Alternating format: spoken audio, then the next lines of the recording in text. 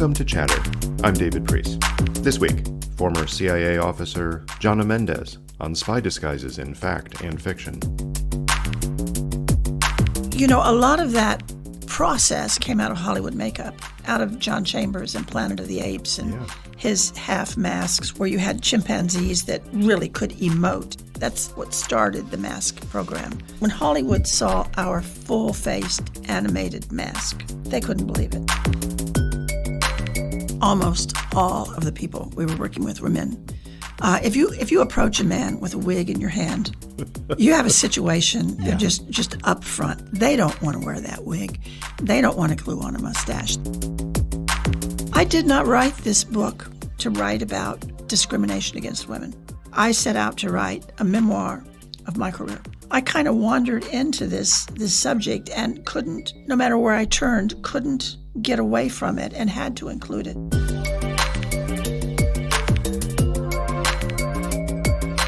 Jonna Mendez, it's about damn time that I talked to you on Chatter. It's so nice to be with you here in person in the Goat Rodeo studio. Thanks for joining me. Thank you for inviting me. I feel the same. It's been a while since we had a conversation. Yeah, and it's been a while since I saw a new book of yours, but guess what? We've got one. And I have just heard, as we're recording this, that Amazon is featuring your new book in its highlighted memoirs and biographies section. So people will be seeing a lot of this book, not just in major media like People magazine, which has a feature on you, but also through places that do the book selling thing, right? Important places. Yeah. So we're going to talk about this. It's a new book, a remarkable book that you reveal a lot more about yourself than you have in all your other writings combined, called In True Face.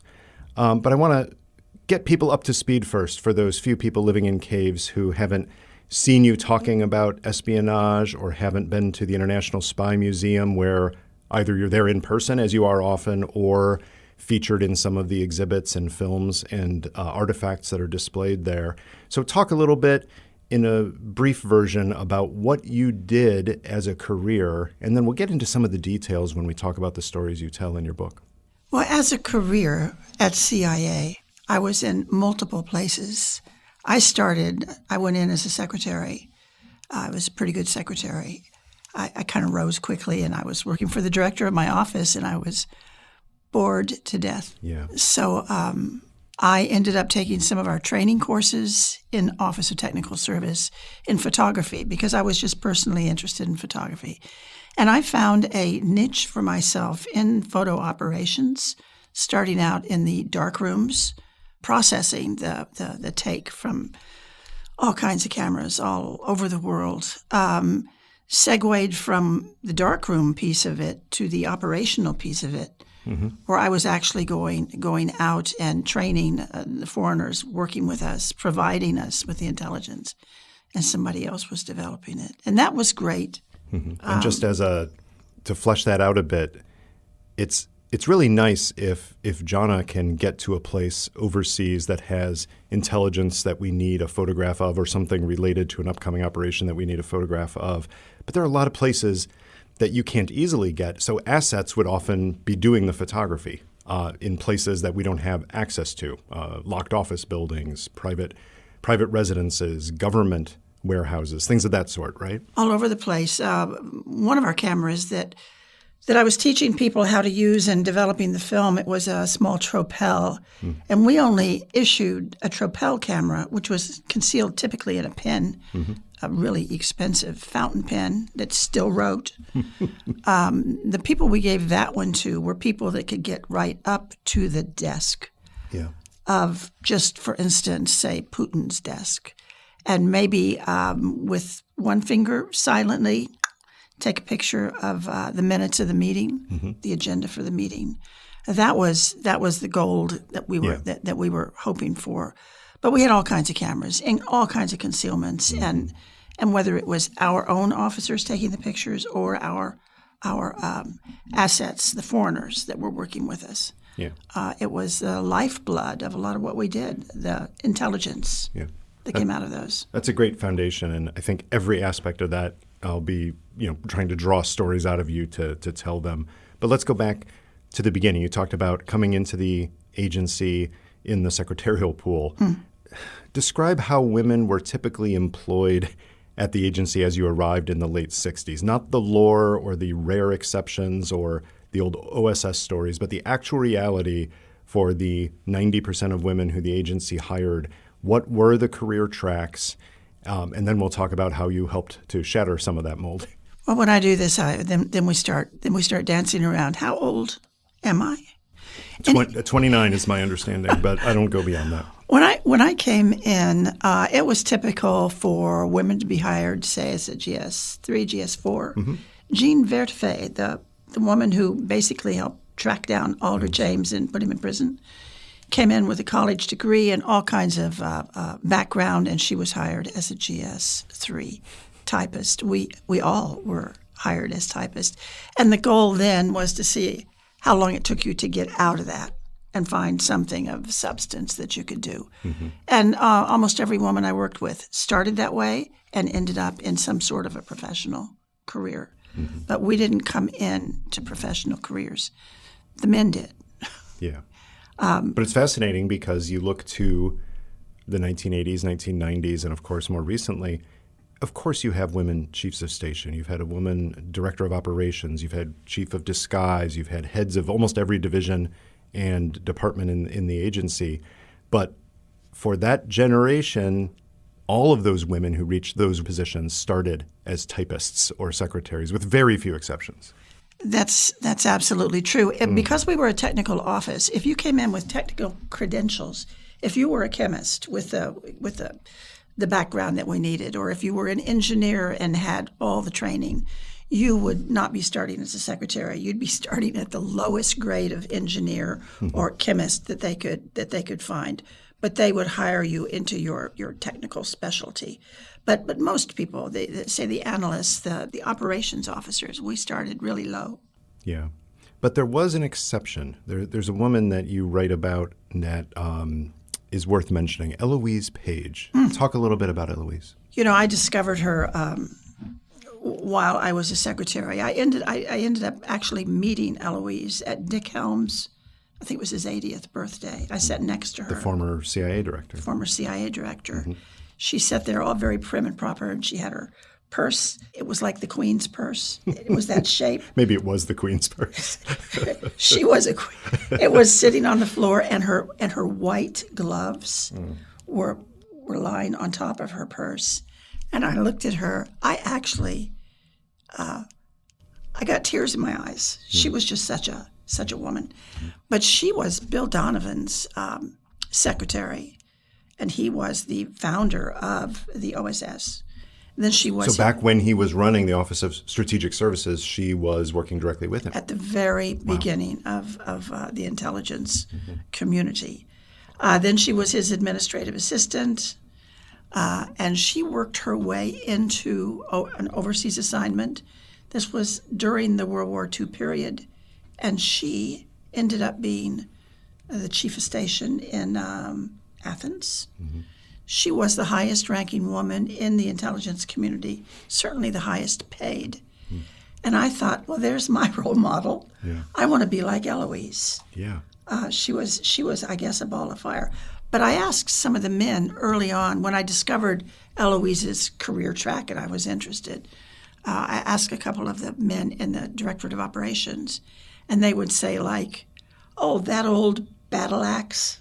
They didn't have a lot of respect for her, for what she had done. Yeah. I think they thought she was intruding. Of course. The culture then, it's hard to talk to people in the office culture there now. You can't understand it. It's a totally different world than it was at that point. And yet, what strikes me in getting details of your story in the book that even I haven't heard from you before is during your career, there were always men, because they were in the positions of leadership universally, I think, early on. There were always some men who were allies, who helped you, who gave you opportunities. Now, that's not to say, oh, good on the men there, because overall that was fighting against the dominant culture, which was no help at all, in fact, quite the opposite.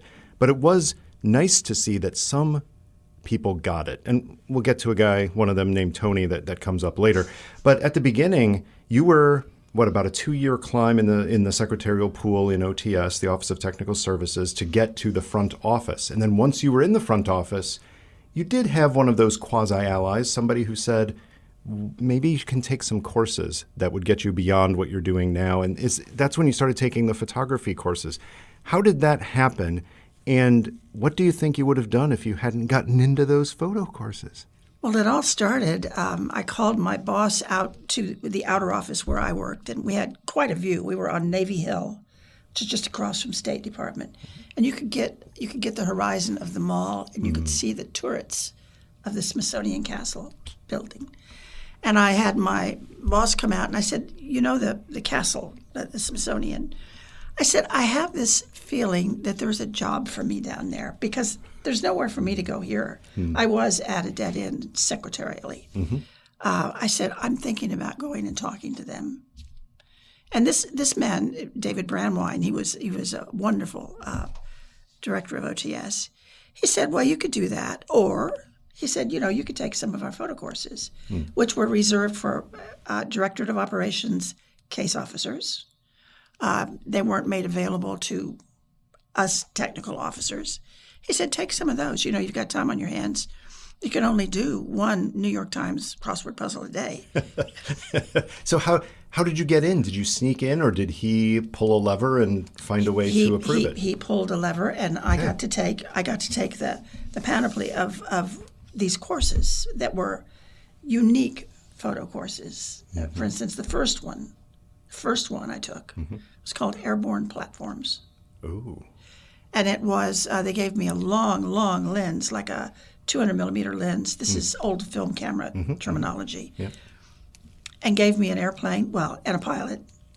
And I was in a harness in the back, and the pilots, I had a mic on, and my job was to see if I could stabilize those images, if I could take a picture of that truck on a dirt road kicking up dust or geese.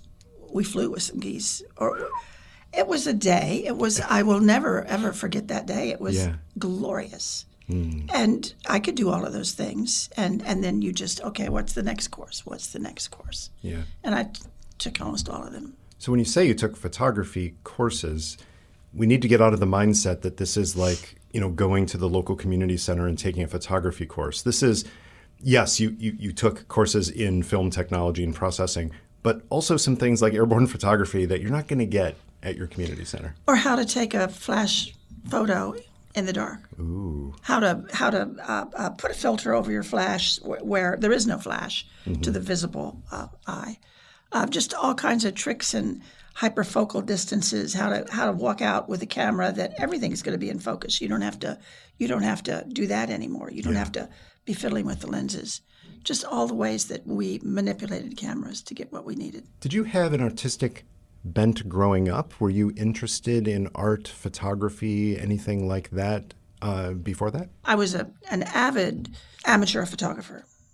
And there was a point when I went over to our disguise people, the chief of that group at the time, Tony Mendez, early in my career.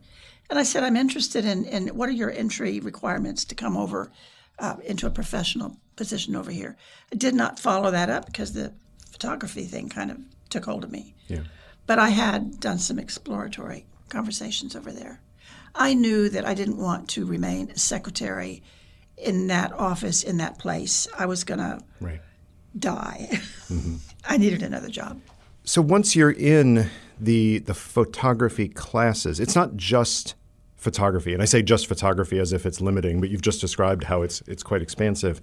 But you were getting introduced eventually to things like microdots and secret writing and other chemistry-based technology, moving well beyond what people imagine when you say, well, I just picked up a camera and took some photos. This was getting into some, what at the time, and in a few cases probably even now, are some advanced techniques. Yeah, it was all considered clandestine imaging in the larger picture, and so you could you could justify having secret writing, which was actually an incredible tool. Yeah.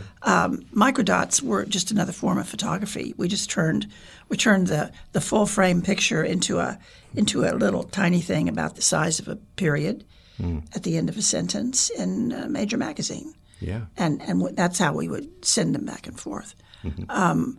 These skills all swirled around the exchange of information. How do you clandestinely exchange it, whether it's on film, whether it's on paper, whatever it is? There's something I heard years ago, you may recall this, and maybe it's apocryphal, that they declassified something, and I'm guessing it was about 10 or 15 years ago, that the government declassified something that at the time was the oldest remaining classified issue, even before our formal classification system started. And it was an invisible ink recipe or something like that from 1917, if I recall. So there's some history to this, right? But that also shows that the technology, we have so many advanced technologies that we think this stuff is archaic, and you might as well be going back to Elizabethan England if you're talking about secret writing. But guess what? It works for a reason, and we preserved that secret for presumably 75 or 100 years. People tend to think that secret writing is lemon juice and your mother's iron. I mean, that's what most people, if they haven't experienced, that would be their experience. Our chemists were putting together systems that they were unbreakable and undetectable. You could only develop a message, that message, with a particular formula or a particular product, whatever it was. It's the only thing that would work. Then we would train a foreign person in how to do the secret writing, how to develop what we were sending to them. Then whatever the developer was, we had to issue the developer to that person. Typically, he has to go through his country's controls. So we had to disguise the developer. So, for instance, I remember one gentleman that went back to his country with a package that looked like from CVS. There wasn't even a CVS back then. A blister pack of pills. It was dog worming medicine. How nice. That's what the box said. Yeah. The instructions were there. He had a dog, but it wasn't dog worming medicine. It was the developer for his secret writing. Brilliant. From us. Because what customs official wants to go into the deworming medicine to verify it? Yeah, and we figured nobody's going to say to you as you're coming through immigration, well, just take one of those pills. Let's just check. Because we didn't want it to be something that they could test that way. That's a fair point.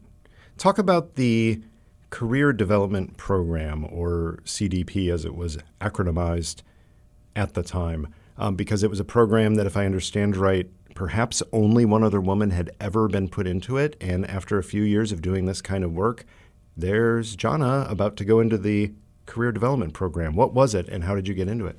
You know, I always think back on my career. I think that I was lucky. I think I was lucky multiple times, which starts looking suspicious. But I was lucky. I was lucky that I was stopped when I was in Europe. Our office deputy director was walking through. I didn't even know he was in town. He said, "So what are you going to do when you get home? What do you have in mind?" And I didn't have anything in mind. And I simply said, I'd like to be in that program, where there was only one woman that I knew of who had graduated from it. And by golly, they put me in that program. It was a very selective process. There were 8 of us. It lasted a year. And they took you away from your normal duties, and they taught you all the things that my office could do, my larger office, how to install an audio bug, how to, it just went on and on. A little bit of engineering, how to fabricate a concealment device, how to troubleshoot an electronic communications piece of equipment that might have a problem. We learned a lot about a lot of things, and we also learned when to recognize that, okay, this is not something you send for a specialist.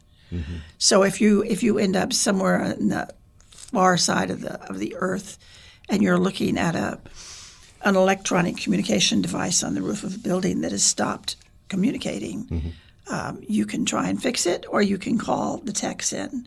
So I was in Europe, and that happened, and I was up on a roof, And I looked at this thing. It was in a flower pot on a roof that you could never... Good disguise. You couldn't move it. Yeah. And it was communicating into our office. You called it a cutout device.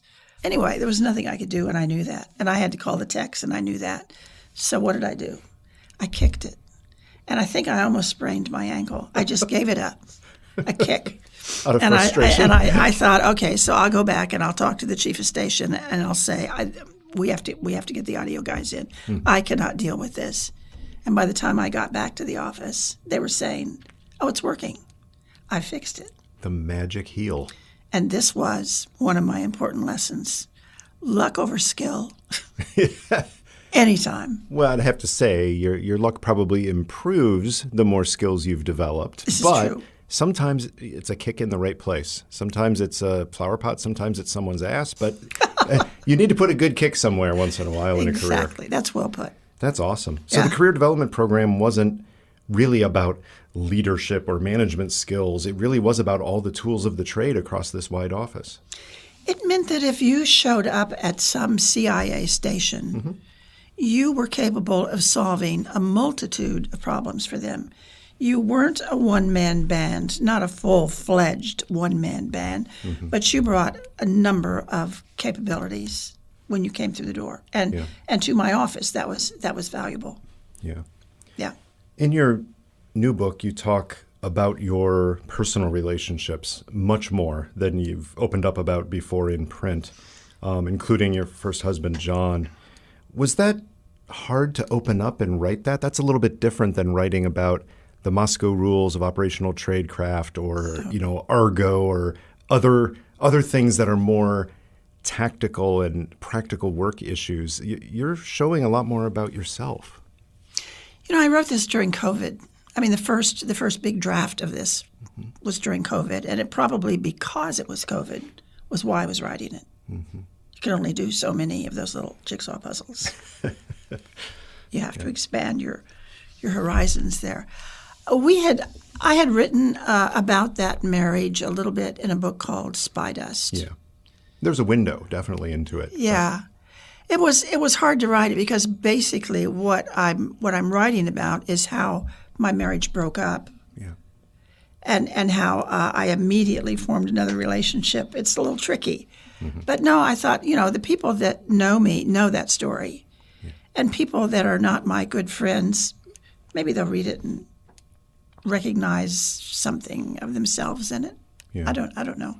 Well, it really does make the stories about the work missions, it gives them a real depth because you understand the emotions, not just with John in these early cases, but also with your family and the fact that, your family knew you were off doing things, but of course they couldn't know everything you were doing. You weren't teaching them the advanced technology you were learning, but yet you had some family commitments and things that you were quite concerned about over the years. That makes this a very human, emotional book in so many ways.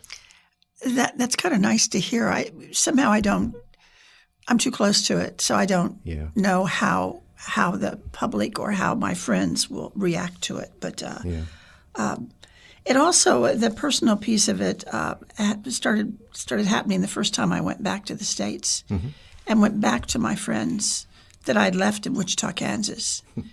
And got 3 minutes of, so how is it in Europe, and do you like the food, and this and that. And then there was just like this line. They really didn't want any more than that. They wanted to tell me about Wichita. Of course they did. What they've been up to. They've been up to. Yeah. And I sat there and listened to all my friends that had gotten married and gotten divorced and had children. And I thought, there's this gap now where these friendships are going to wither because that common element is gone. Yeah. But of course, you form new friendships Yeah. through the work at the agency, too. Yeah. And some of them they change relationships over time. One of your, I would say, friend, ally was Tony Mendez. Absolutely. Describe, to the best of your memory, how you first met him and your intersections over the years until he ended up running, I believe it was the Graphics and Identity Transformation Group and your movement into that work. I first met him in the Far East at a CIA station Christmas party. and it was a big station. We had some of our chemists were assigned there, and they made the punch that year. A punch that was P&G'd for all times. I don't know what the recipe was, but I think everyone at that party got drunk. Tony got terribly drunk that day. That's when I met him, and he fell down the stairs in the embassy to the lobby. Oh, it was terrible. He never, the rest of his career, ever went to a Christmas party again. Wow. Was he actually injured? No, but oh, good. He rolled through it. He said there was a rubber coating on the stairs going down to the lobby. It probably saved his life, is what he said. Yeah. So it was not a great first impression that he made on me. But he was always kind of out there. I never was working directly with him. Mm-hmm. I knew about him. Over all the years, I was assigned here. He was assigned there. I met his wife. I knew Karen, a wife that he lost her to cancer some years later. Yeah. But he was never in our social circle, so to say, of overseas. It wasn't until then I met him when I was inquiring about maybe going into disguise and what were the requirements. I had a talk with him then, and I went away thinking, I don't think that's going to work out. And it wasn't really until John and we wanted to go overseas, and we wanted a dual assignment. Yeah. And this goes back to that thing about working women that keeps popping up in my book. Tandem assignments back then usually meant, congratulations, you're now the secretary for the chief. You're going to be a secretary again, dear, no matter what you have done in the meantime. But when that happened, there was something else going on at CIA, and that was that a lot of the wives of CIA officers had their own work and their own careers going in Washington, D.C., and then their husband would get this plum assignment somewhere, and the wives would say, hell no, I'm not leaving this wonderful job I have to go be your wife in some, I don't know, wherever it is. So the wives started speaking up, and the CIA started having a little bit of a problem filling some slots. They established a committee on working tandem couples, and I ended up being the S&T representative. S&T? The Science and Technology Directorate. That's where my office lived. I was one of multiple people, and it was very straightforward. We simply fixed it. That committee fixed it, and they said, for agency wives, no matter what job, you're going to get up and go with your husband and leave that great assignment that you have. When you come back, you will get either that job or a similar job and a similar grade. And it took all the sting out of that tandem thing. When that was going on, I went over and talked to Tony because John and I wanted a tandem assignment. And he was so close to the operations directorate that he went over and sealed a deal for us to go. I don't think you can say exactly where if it didn't get through the publication review board, but you can say it was not in the United States. It was not. It was in the Far East. Very good. Very good. So the agreement, it was in writing. It said even if the two office directors, even if they got moved out of their assignments, this deal would stand. Wow. John was in security. I was in science and technology. And so we had this wonderful tandem assignment. But Tony was the only person that I knew that could engineer an agreement like that. And he did that. Yeah. And he was known in our office for taking care of the women on his staff, for seeing that assignments that were earned were given. He was, if you were one of the females in that group, you were aware that he was there and that he was looking out for you. And that's something that people who are aware of his career and some of the things that were later publicized about his work, they don't realize that some of his biggest impact in the agency was not the wonderful things for which he got Trailblazers awards and things, but he was a career development officer. He actually helped bring people up at a time when it was really important for a huge section of the workforce. Yeah. It's and he's a painter on the side. If I sat here and made the list of all the things that Tony Mendez was, I'd probably start crying. Yeah. He was quite a guy. So eventually, you, despite your initial skepticism with identity transformation and graphics and masks, you ended up working in that area. How did you get into that area, and what did you think? Because that is slightly different than some of the things you'd been doing up to that point. It's entirely different, and it was It was after I finished the book and looked back at it, I thought, if I made a line diagram of my career, it's some zigzags all the way through. And the biggest zigzag was to go from photography to disguise. To take that assignment that I wanted, this was the next assignment. I spent a summer working in the subcontinent and came home and said, I would like an assignment there. I would like to live there. And that would be my home base. And they looked and they said, well, there are no photo jobs opening up in your timeline. The only thing that's coming up is a disguise job. And I said, well, I could learn make that happen. Yeah. Train me. Yeah. And they did. Yeah. They actually took almost 2 years. And you're like, well, what? You have to cut a wig and you have to have some glasses, and there's so much to disguise. It really was a very, very detailed, and the training was arduous. Talk about that a little bit. There are some things that even now I know you still can't get into, because even some of the things that were being worked on then are still in use today.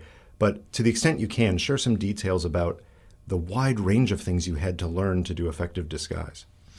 Whenever I go to the dentist today, a thing that I just hate to do, but when I'm at the dentist, and if they're doing a dental impression, or I say to them, I used to do that. I used to use the same tools, the same materials, the same alginate. So we did dental impressions. Yeah. We did optical. We were making glasses for people who were overseas, and we could make bifocals. You have to do all the things that an optician does, except you're doing them in a CIA office. The hair goods, we had suppliers overseas, and we had to go to their location and teach them exactly what we needed, because our hair goods, we couldn't buy them off the shelf. They would be tailored specifically to an individual. Everything we did, if we were working on a quick change disguise scenario, we needed all the sizes. Basically, our goal was to be able to recreate you without you being in the room. We could build another you. Yeah. We knew your sizes. We knew your pupil distance in your eyes. We knew the size of your head. We knew everything about you. And we'd put in a little file. We'd have photographs of you from all different points of view. Then we went out to Hollywood and we worked with people out there, some of the things that they did. And on the side, we were working with the magic community in ways to fool the eye, deception and illusion. That's their business, but was our business too.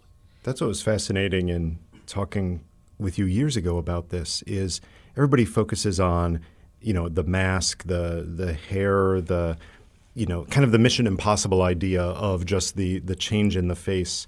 But so much of it is psychology.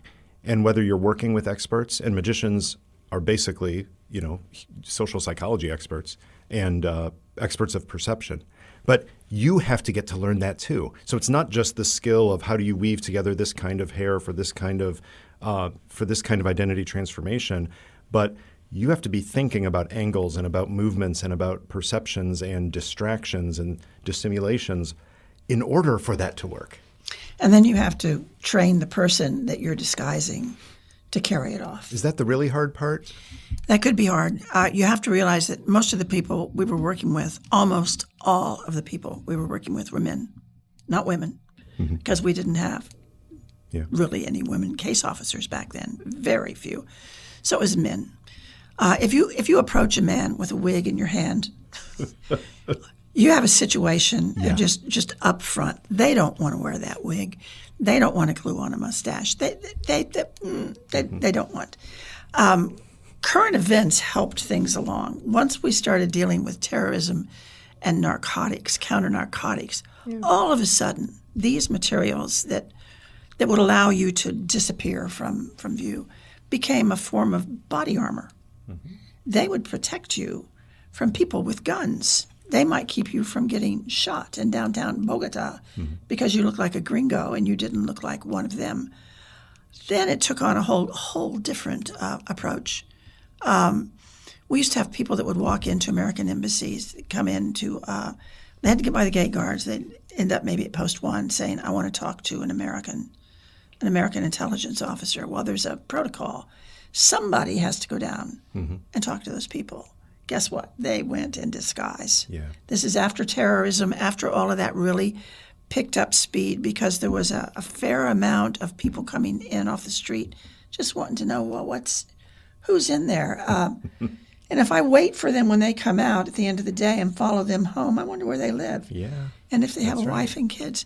So they took it a lot more seriously, as they should. And not just terrorism, but foreign intelligence services, right? Try to see who the person is who you bring in to do the screening of somebody who says they have an intelligence source. All of it, yeah.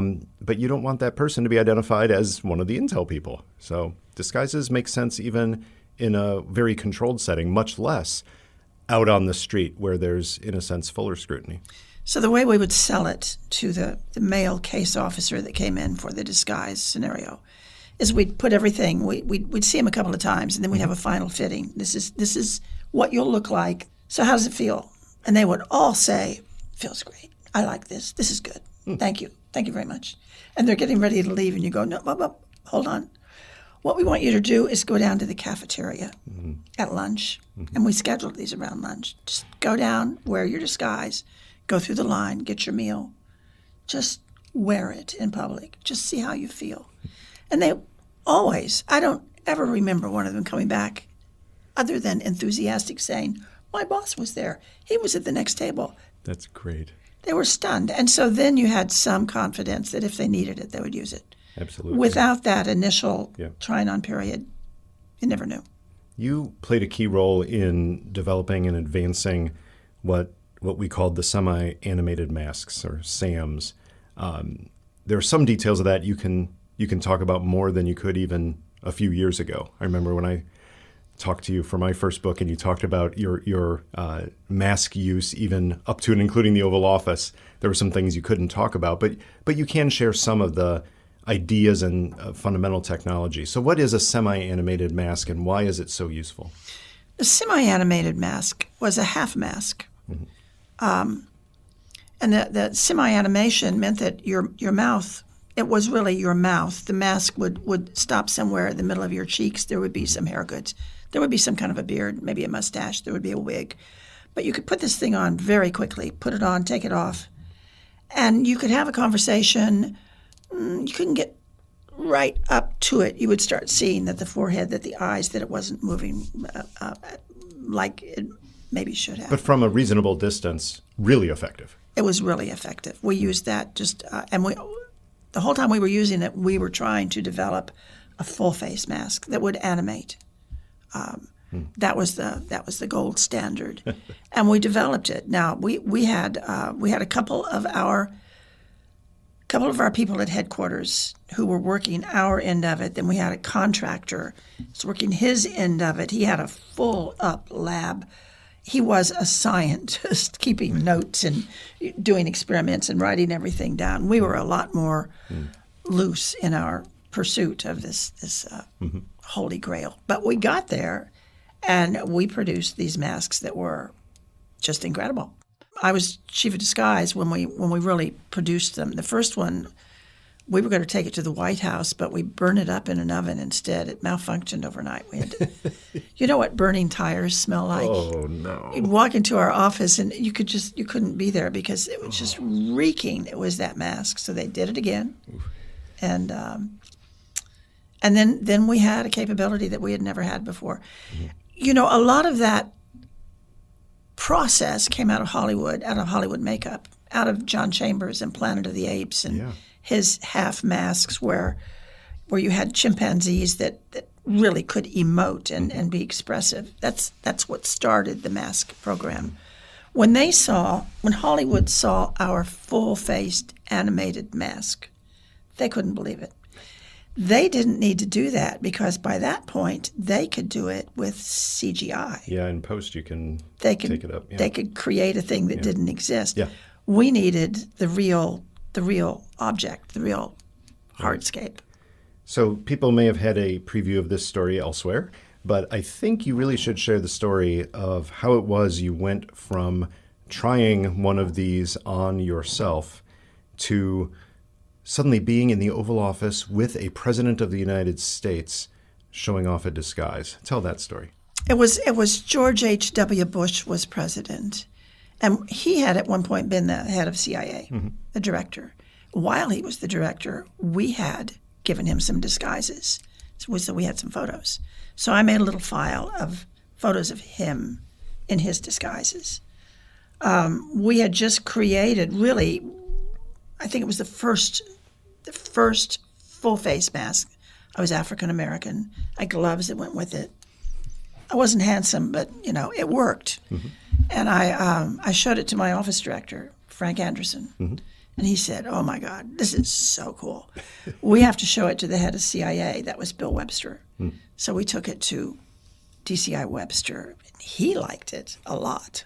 I mean, it was phenomenal.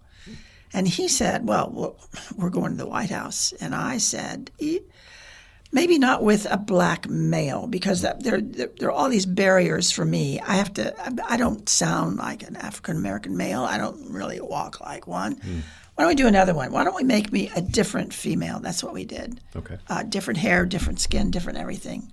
And so I became Becky, was the name of the mask. And she was quite pretty. She had fabulous hair. I kind of loved this mask. I never wore it home or anything, but I liked this mask. It must have been tempting. It was tempting. And we took it to the White House, and we went right through Secret Service, and we got stuck outside of the Oval Office. It probably helped to get through Secret Service that you're with Judge Webster, right? So he can kind of they wave you through because they trust that he's going to be with people that are trustworthy. I asked Judge Webster, I said, "I have no ID." He said, "Just hang on to my coattails." Yep. Not going to be a problem. There you go. Yeah, and it was, I was the first one to brief. And they introduced me as chief of disguise. I showed the president a folder of him in various disguises. And there's a photograph of him. He's looking at those pictures. He's laughing because, everybody does that. Oh, God, that was so cool. That was fun. And then I said, "So I'm here to show you the latest." I said, "So I'll take it off, and you can take a look." And I started to peel it off. And he said, "Well, hold on, just a minute." And he got up, and he doesn't even know what he's looking for, but he's just looking to see. He gets up from behind the desk and walks around. Like, did I have a fake nose on? He didn't. He wanted to see if he could. He only spent a moment. It was like, okay. He sat back down. He said, "Now, do it." And I peeled it off. And I always tell people about John Sununu. The chief of staff, right? He was sitting next to me. We were like in a horseshoe, and I was on the far right, and he was next to me. And he had a little notepad and a pencil, and he was going to go after me. So I was the first one to brief. He was next. So he's making notes while I'm talking. It's fine. I would have been doing the same. Making notes. He did he crossed it out, and he made another note. And when he looked up, I was holding my face in my hand with the hair.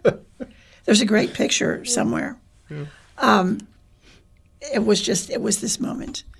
And so, and there were pictures because there was a photographer in there. Yeah. The White House The photographer captured it. I used to want that job. That used to be a career goal. I thought I would like to do that job. Anyway, I was the first one out. I went out to the outer office. There's a secretary out there. Their dog, Millie, was out there. Her puppies were out there. So I'm playing with puppies. Photographer comes out. She said, "Excuse me, what was that?" I said, "I think you photographed it," because you could hear the shutter in her 35 millimeter camera. Yeah. "I think you photographed it." She said, "Yeah, but what was that?" And I said, "I can't tell you. It's classified." Yeah. So it took her 10 years to send me the picture. Yeah. I remember you got me the airbrushed version of that, where you're clearly holding something up in the air, or it looks like you're just gesticulating wildly. It does. You got your hand up in the air like you're making some great point. You're actually holding the device, but it's been airbrushed out of the actual photograph, so we can't see what actually made that scene memorable. I used to joke and say she was really ticked off at me because I was maybe a little short with her. You photographed it. Yeah, well. Anyway, I had all these people that would come through my office. You have your little wall where all your certificates and things are. People would say, "What was that? Yeah. What were you saying? What were you telling him?" Yeah. And I would say it's classified. You can't talk about her. It's also just very cool that, first of all, by now you're chief of disguise, and we'll walk back a little bit to get there. But you're chief of disguise. You are a woman in that role, which is memorable.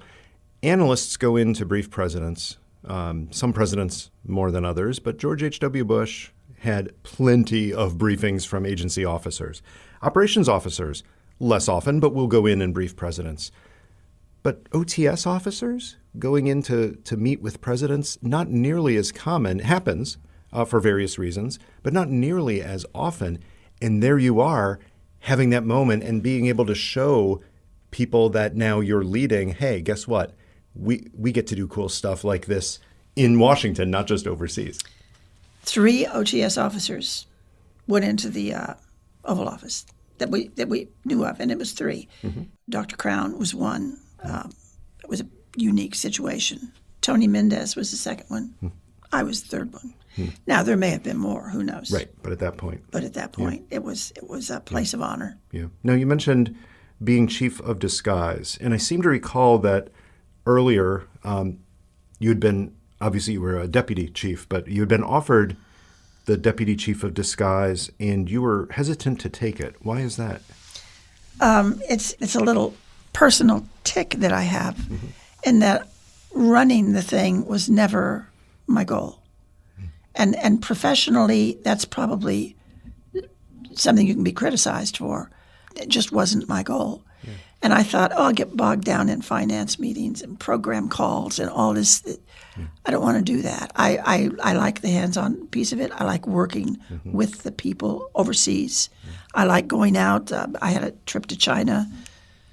It was 2 weeks long, just to really get the lay of the land. This was after China was open and we could work there. But what is there to work with? Looking at, what do their bicycles look like? Yeah. Can we make a collapsible bicycle? Can we, how are we going to work in that environment? I love doing that kind of work. Yeah. I didn't know that I wanted to be sitting behind a desk. Yeah. Meetings and meetings and meetings, yeah. right? Yeah. But you did it. But I did it. What were the joys of that job that you perhaps didn't expect? The joys were in disguise at some point way before me, before Tony. I think Tony started this. Disguise was not so highly thought of. People did think it's glasses and wigs, and I don't even need that. I'm not going to use that. Mm-hmm. Again, it's always guys. Mm-hmm. Part of the joy of the job was watching it transform on the one hand, as the operational climate got more dangerous on the other. I'm sorry about the danger that was out there with the drugs and the terrorism, but it did cause disguise to come up as a tool mm-hmm. that was a significant tool that could make a difference, that it was something truly worth doing. Yeah. Those things happened at the same time, and it was a good time to be trying to bring your programs up, because it's a battle for budget. It's a battle for resources inside that bureaucracy. Mm-hmm. And we were able to bring resources to our programs. Sure. So before moving into that leadership position as chief of disguise, you were part of a class which I had not been familiar with before, but it was run due to a very specific reason, and it was not entirely a positive thing in the way it happened. And this was the reality and perception class. Oh, yeah. Talk about why there was a reality and perception class, who took it, and how it struck you. Well, it's a kind of twisted project. The theory was it was put together by a woman named Jinx Anderson, who was well thought of. She was a woman who was looking at women's roles in government and trying to help make some adjustments. So she had thought that women were not thriving because we didn't really understand the man's world that we were in. And she thought by getting a Marine Corps gunnery sergeant, this little rooster of a man who was a dear man, I have to say, and he meant well. But his job was to teach us how to thrive in the man's world that we found ourselves in. So So we started in Williamsburg. It was a 2-week course. We were going to be in a motel down there. It was all women and the gunnery sergeant, the gunny. Yeah. And we checked in of an evening, and in the middle of the night, the first night, pouring down rain, there's this bang, bang, bang on your door, and you could hear it going down. This is a motel. Bang, bang, bang. Get up, get up, get out, get up. And all these women, we open the doors and we go out, and he said, I'm going to teach you how to march, ladies. He was doing it like boot camp. It was Paris Island Yeah. in Williamsburg. And that was the beginning. His rules, no makeup, no perfume, no jewelry, none of that. He wanted just, gym shorts and T-shirts and sneakers, and he's going to teach us how to get along with men. And then they called in men from all different professions. One of them was from the, it was like a college university at sea. What was it called? I can't. One was an Air Force general. Okay. And they talked to us about the women that worked for them and how they managed their women. Oh. The Air Force general said one of his line staff officers, her daughter almost died in a car accident, brain injuries. The daughter was never going to be okay. Mm-hmm. The woman who worked for him was never going to be okay either because her daughter was in this situation. So he parked her over here in this dead-end job, he said, where she still had her job, but some space where she could take care of her daughter. We sat and listened to this stuff. I remember the gunny. We had a couple of volleyball afternoons, and after the first episode, mm-hmm. the losers went to the other side of the net to shake hands with the winners. The gunny said, no, none of that. You don't shake their hands. Yeah. So it was an effort to teach us how to adjust our brains and come around to the men's way of doing things and recognize it and accept it. And at the end of it, you just wondered. It's the whole story is cringeworthy. Like it's hard to believe, even well-intentioned, that people in an approval chain said, yeah, this is what we need to do. We need to try to teach them to be, in some cases, the worst of what men are doing. So how did the course end? Well, at the end, toward the end, he had us marching through the day. This is Colonial Williamsburg. This is a tourist town. And this group of women, we were marching to a cadence, like 2, 3, 4, about, And we actually got very good. We weren't the Rockettes, but we were good. And so toward the end, at the very end, actually, we had kind of a graduation march through town with flags. And he put me at the front because I had done so well. He said, you're going to lead this whole thing. So I went back to my room. I put on all the jewelry I had bought. I put on all the makeup that I had. Mm-hmm. I led the parade, and I was so sorry that I was in front because I couldn't see the team behind me, and I couldn't admire. I always liked looking at how good we were at marching. So I don't know what they taught us. I don't think they taught us anything. Well, they taught you that that's a course when you're in a leadership position that you don't want to continue, at a minimum. They stopped it. I'm assuming that you did not, when you were chief of disguise, try to recreate such a course for officers working for you.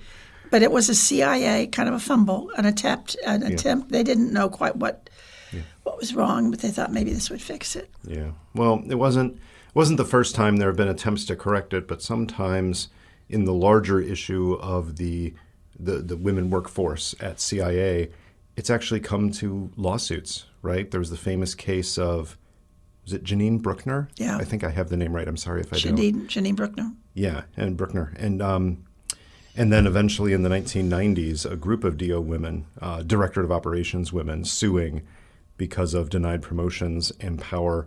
So yeah, maybe some misplaced courses, certainly still some misplaced procedures and policies that led to literally people having to sue to get what was rightfully theirs. Each one of those instances resulted in improving the system that they were part of. I don't think any of them actually fixed it. Right. it's a slow fix. Right. So there you are as chief of disguise, and you're spending more of your time doing management and leadership than you are with your hands in everything. You ultimately decided to retire, and I'm curious, how tough was that process? Because it seems like it should have been really difficult given all the wonderful things you'd done, but it almost seems like you turned a corner that you realized, I'm not going to get to do all the fun stuff anymore. Well, my retirement was not planned. Tony retired before I did. Mm-hmm. Tony left the CIA. They opened a window. We should probably update the story with Tony, by the way, because by the time this happened and Tony is retiring, what was your relationship with Tony? Oh my, how to put this into this conversation? While I was chief of disguise, toward the end of my tenure there, my marriage started kind of breaking up. Mm-hmm. And while I'd been married to John Gazer for 23 years, Mm-hmm.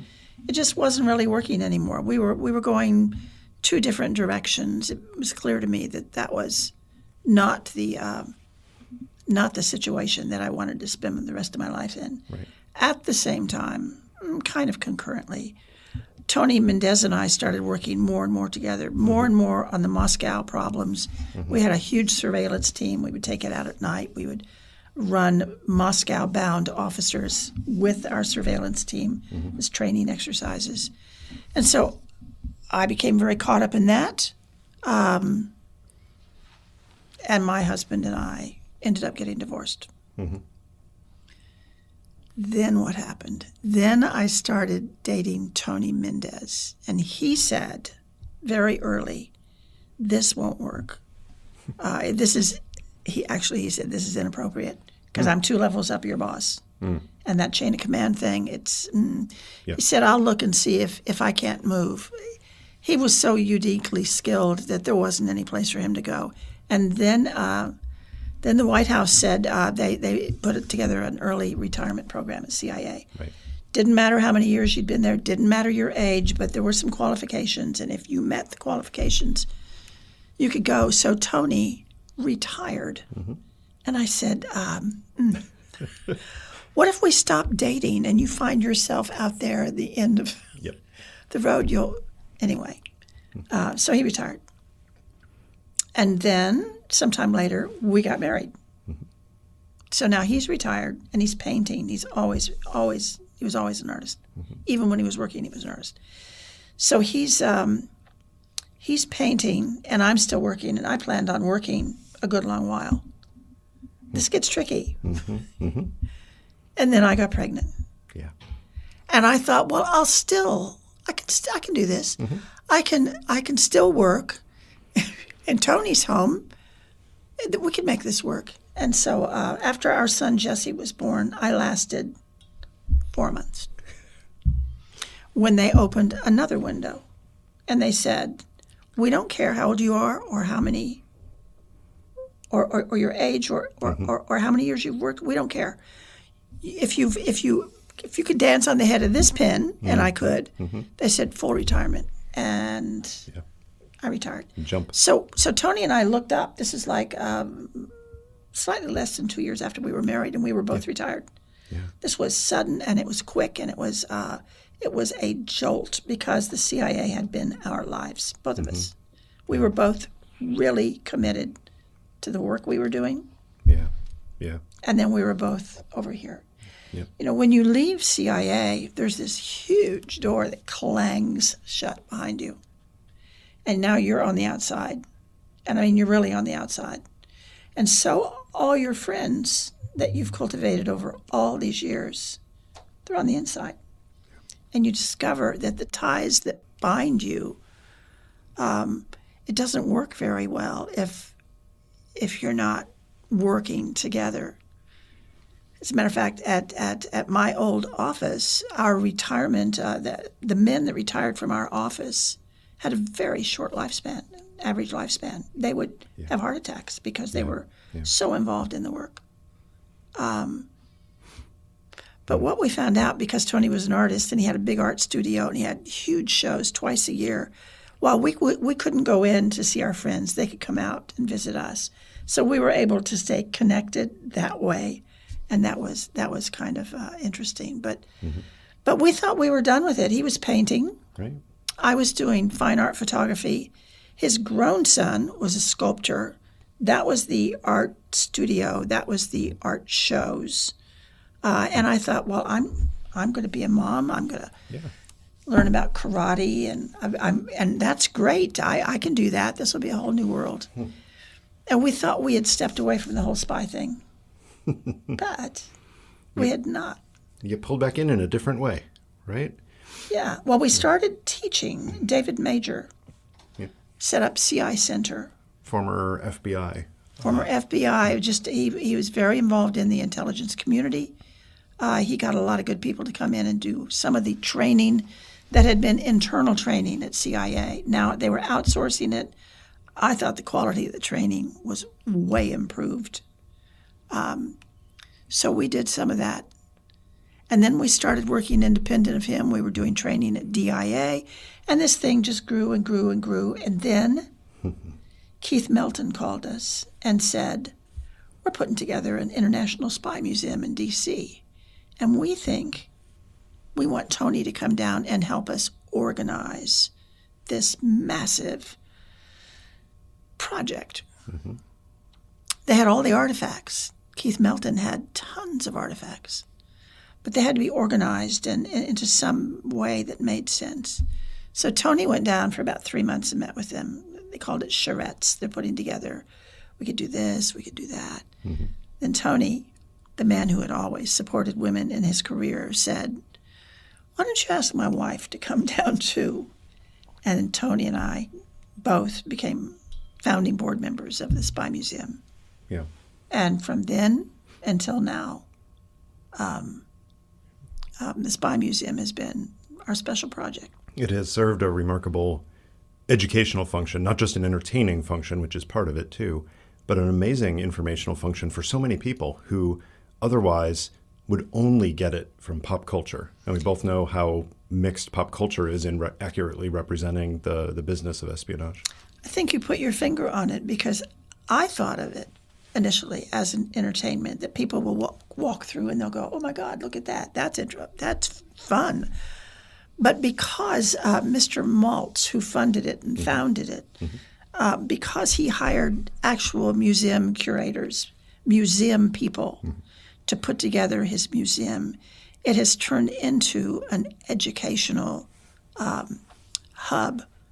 And they teach classes, and they're in classrooms. And during COVID, they were in hospitals with robots going to visit little kids. There are programs every night. Right. Something's going on. They deal with the autistic community.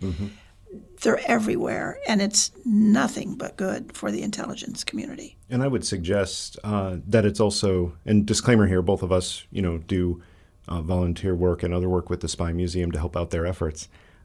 But I will say that the museum has improved in its newest incarnation in the new building in L'Enfant, because, the entertainment side, that's always a part of it because of the inherent nature of the work. The old museum, if you remember, had that touch screen where you could walk through and you could walk up to it and I believe touch it, and then the shark jumped at you and the screen actually rattles. I loved that. And it's great because you get to see grown adults with their kids, and it's the adults who are jumping back and shrieking like little kids. That's not really informational. That's more on the pure entertainment side, and honestly, it was fun. But the new museum, it's got the mix. It's got that entertainment hook there, but there's nothing quite like that. There's nothing like a jump scare. It's stuff that's teaching you, but it's doing it in a way that's fun to learn. Makes you think. Yeah. Absolutely. About lots of things you've read about or heard about in your life, and then it makes you. We had an exhibit at one point about torture. Yeah. People were forced to stop and consider, how do they feel about this? I mean, how do they feel about what was done? How would they do it differently? I think it just serves a wonderful role. Tell me about when the the operation that became the core story of the books and movie Argo. When was that declassified, and how did that come to Tony and to you? Tony was made a trailblazer. He was an initial trailblazer. They named 50 men and women in the CIA's first 50 years who made a difference, who had an impact, who left a footprint, who on and on. And because of that, the story of Argo was always kind of lurking around. Tony never meant to tell that story. Right. He had gone 19 years without ever saying a word about it. And it was, I don't want to sound like I'm blaming George Tenet, because I think it's wonderful that the story was told. But George was the one who called Tony in and said, we're going to tell the story. We're going to declassify it. We're going to tell this story. And Tony, I don't want to say reluctantly, once it was going to happen, Tony embraced it and said, okay, I'll do whatever. And the story itself came out in Wired magazine, written by a young man named Josh Bierman. And what they did with Wired magazine, this is after Tenet had freed the story up to be made public. They wrote it in Wired magazine as though it was a storyboard for a movie. And actually on the pages of the magazine, it looked like there were little memos pinned to the page. Yeah. You could imagine that this is something in progress. Josh Bierman was a Hollywood guy, and he kind of wrote that as bait for Hollywood. And it worked, because we were sound asleep one night, phone rang. It was it was Christy Fletcher, our literary agent, and she said, George Clooney wants to buy the rights to the story. Tony's half asleep. He said, well, sell it to him. Got another call. Brad Pitt and Paramount. Tony said, double the price. There you go. And the next day, George Clooney had bought it. Yeah. Clooney was going to write the movie, the script. He was going to produce it, direct it, star in it. One other thing. I don't know. It was going to be his. But he got stuck in another movie called The Ides of March. Not a good movie. He should have just walked away. But Ben Affleck muscled his way into the movie somehow. And we think it's a good thing that he did. The rest is history. Yeah, he made a great movie. Argo, it's been out long enough that we don't have to worry about big spoilers. Yeah, but I'll save some little spoilers by just referring to one scene. When I talk to primarily agency officers, but others who know the story and then watch the movie, the most common reaction I get, other than really well done in so many ways, like unlike so many other spy movies, but that airport scene at the end, right? The decision to make it more dramatic than in a sense it needed to be, because the story automatically had so much in it. What did you make of that ending in particular? Well, Chris Terrio was the screenwriter. That was his first script. He hadn't done that before. He had done some smaller things, but not a movie script. Yeah.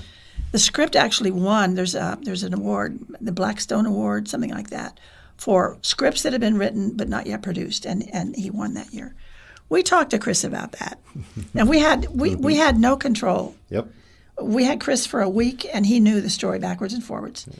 Chris said, "Look, my job is to make a great movie. It's an entertainment." He said, I talked to Tony and I talked to some of the hostages, and they told me how scared they were at the end. They were just petrified. Chris said, I wanted to scare the audience to feel that same fear that you felt.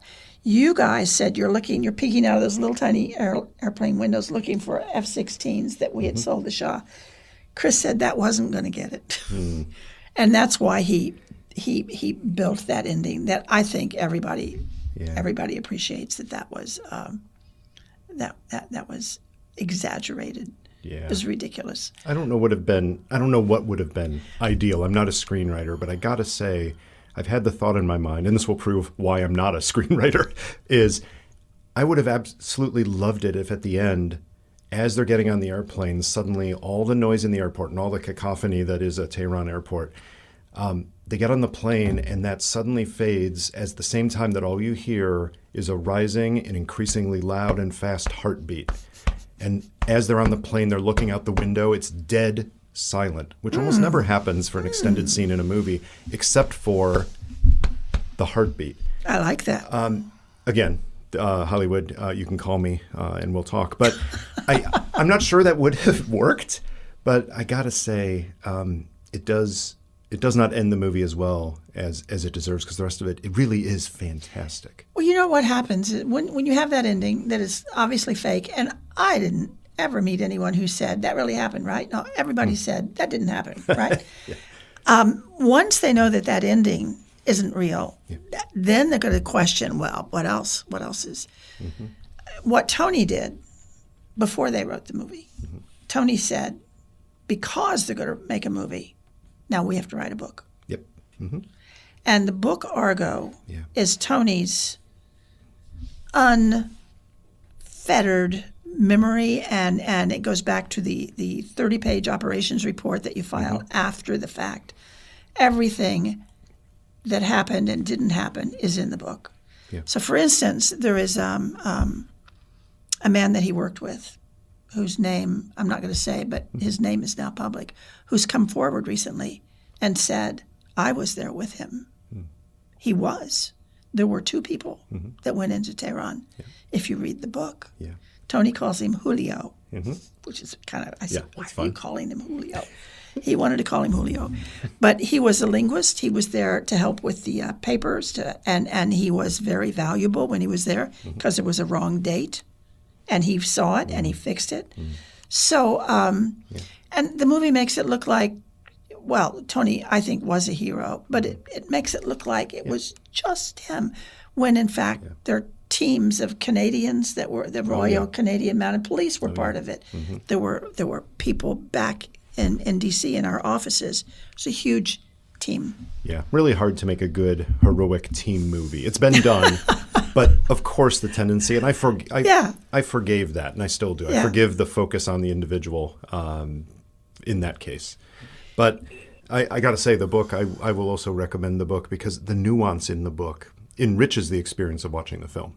It really does, because it has some of those details. I love the fact that you've read the book. Oh, of course. That wasn't our best-selling book. I think everybody thought, oh, I saw the movie. Was Tony's Master of Disguise, was that one of the bestsellers? Because that one, you still see that circulating a lot.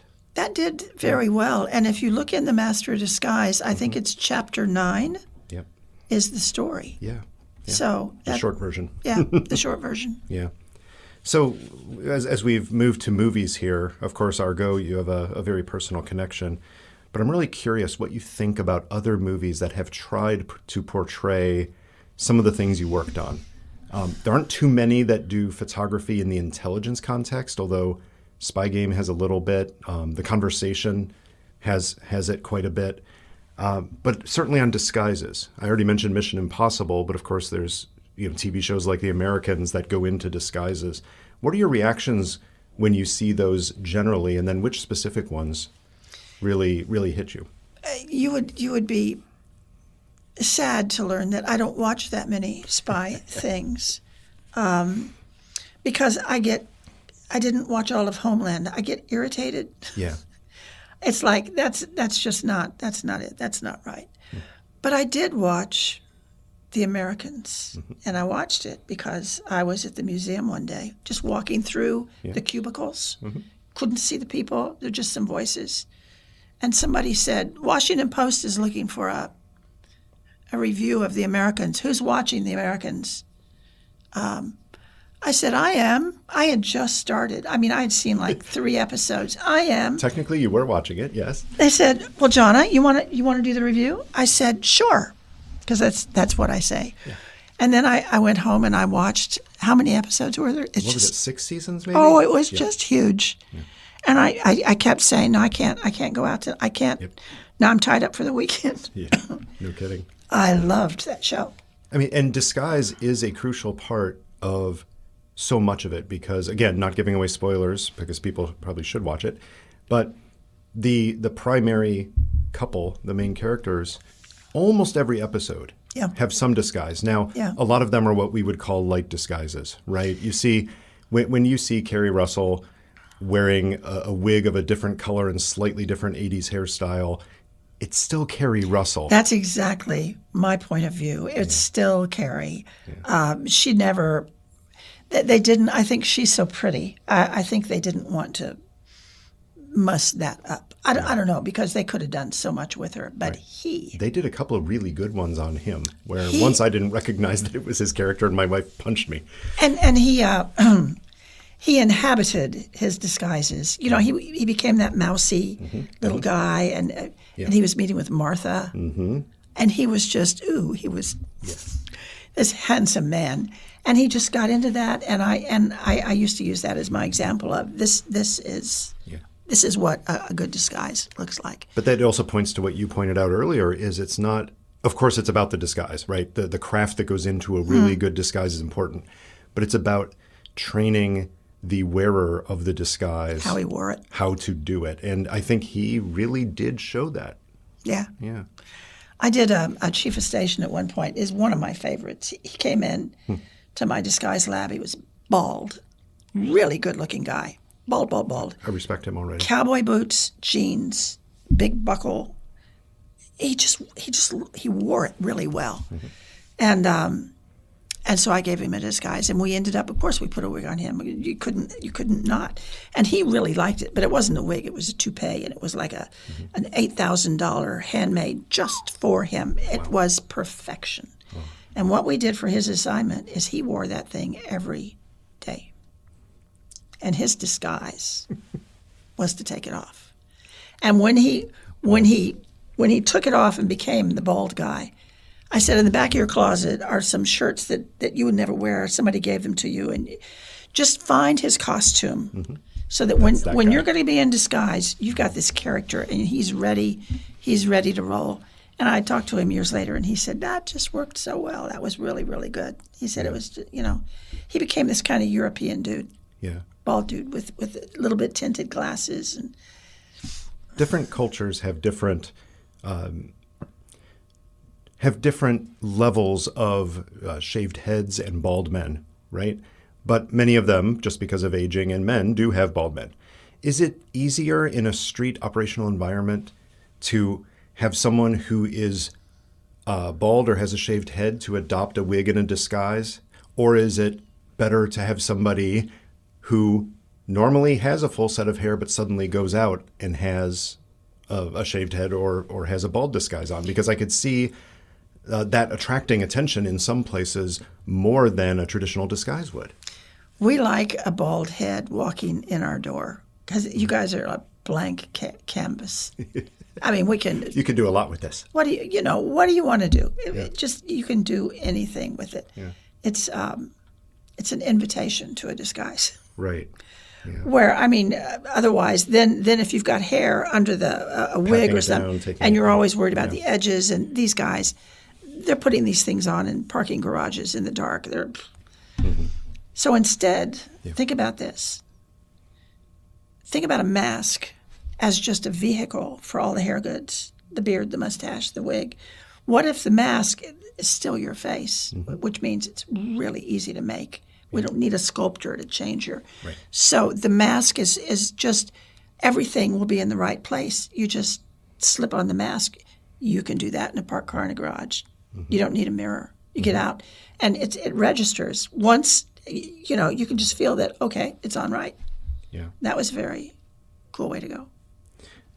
Going back to one of the themes that we've talked about here from the beginning as we start to wrap up, you talk a lot to people who are either entering the agency now or people who are considering it. At the Spy Museum, I know one of the common questions we'll get if we're speaking is people who are considering a career in intelligence.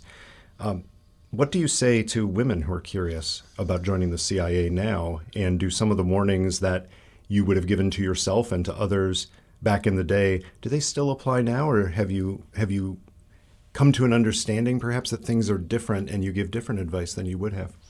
I talked to a senior CIA woman last week. We're getting ready to do something together, and she was telling me that her daughter, I think her daughter is 40, her daughter sat down with her the other day and said, you know, Mom, I understand what you went through and what those women went through, but it's not like that now. It's way better. Just because you're a woman doesn't mean that they discount your opinion, that they won't listen to you. That this daughter was telling her mother that she thinks that has changed. Well, I haven't had the experience. I don't know that things have changed. I know that women at CIA have seemed to, I think you mentioned earlier in this talk, on the 7th floor, they've always been great. Directors, executives, the women have always had their act together up there. I don't know why that is. Yeah. But at the working level, I don't have a good sense of it. I used to think that it would be men who would have to change. And I was always waiting to meet the next generation. They were going to come in, they were going to be enlightened. They were going to be, oh yeah, of course, you, right. Here, do this. What I think has happened is that women have changed. Young women have changed. And they're not as quiet and as malleable as we were. They go in, they have expectations. And if the CIA isn't going to meet those expectations, they'll go have them met elsewhere. I think that kind of an attitude on the part of women is going to serve them really, really well. I think there are incredible careers waiting at the CIA for women to come in and fill them. You know, there are pieces of it, like the analytical piece of it. Women have done well in analysis. Our technical women in science and technology have done well. It's the murky spot in the CIA was always in the operational piece of it. Yeah. And that's where I think the women, when I was there, we were still figuring out how to earn their respect, where we would be really treated as equals. There were all these peripheral things out there, like, well, in the Middle East, being a woman is going to be an issue. Or different parts of the world, being a woman was going to be an issue. It turns out it wasn't. Do you know? It'd be an operational asset in many ways.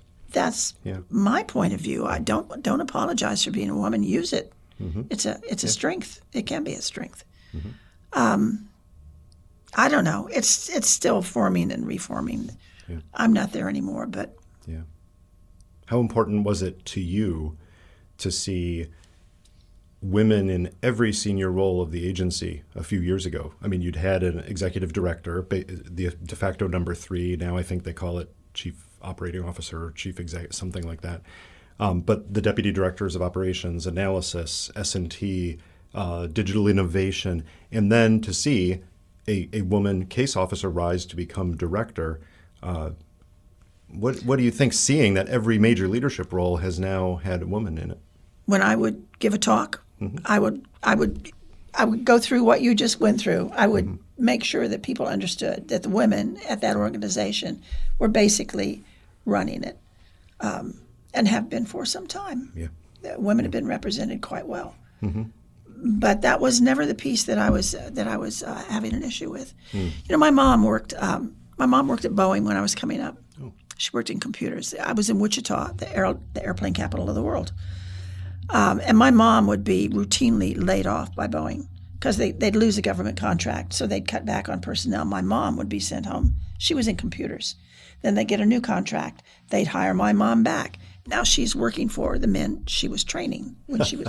And this was her career. Cycle, yeah. And I kind of watched it out of the corner of my eye as I was coming up. And I that's how it was.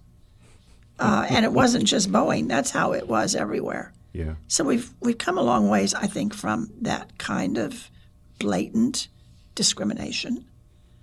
Not so blatant anymore, but I think it's still there. I did not write this book to write about discrimination against women. I set out to write a memoir of my career. It was just very simple. I kind of wandered into this subject and couldn't, no matter where I turned, couldn't get away from it and had to include it. And then even wider outside of the CIA, talking about people like Ruth Bader Ginsburg and how important she was, or even Eloise, who came up way before I was there. But it's a subject that won't lay down and go to sleep. Yeah. Well, I've asked you many questions here today, but it is time for our chatterbox to ask you a question. It will do so in my voice, however, because we have not yet trained it to have realistic speech. This is interesting. Hopefully you've watched enough movies that this one will work. Who played the best James Bond? The most recent one. Daniel Craig. Daniel Craig. Why? You know, the first time I saw him was a still photo, and I looked at his photo and I said, that's not James Bond. Everything about him was wrong. Yeah. Because he's not the most charming, but James Bond, the charm was superficial. Yeah. This guy was so real. It was visceral. He just seemed to me like he would do almost anything to do his job, and I thought that was real. He was not above doing a little sneaking around and a little bit of I don't know, everything about him just really appealed to me. I liked all the rest of them. There wasn't one I didn't. Well, David Niven, I didn't think he didn't really have it. Pierce Brosnan was pretty wonderful. It's been a group of really wonderful men, but I thought Daniel Craig was, and the fact that he is no longer James Bond still gives me grief. Yeah. I'm so curious. At least last time I looked, they haven't announced who will be next, and there's so many issues that are coming up around that now. Maybe they're maybe they're going to have him come back on contract. Oh, that would kind be... of a green badge. What? Think about it. Oh my! What a trick to pull on us! Wouldn't right? that be the something? big surprise is actually, I don't know if they could keep it secret until they release the film, but if they could, that would be wonderful. Let's write that up and send it to the Broccoli family. There we go. We have a plan for you. There's our hook. And for Daniel. Yeah. Well, it'll give him something to do because I'm sure he has no other offers to do work. So we don't want him just sitting back and drinking pina coladas on the beach with nothing to do. Jonna, thank you. This has been a personal pleasure and hopefully really interesting for people to hear about your experiences and to hear about at least some of the stories, not nearly all of them, in your new book, In True Face, A Woman's Life in the CIA, Unmasked. Thanks for joining me. Thank you. I loved it.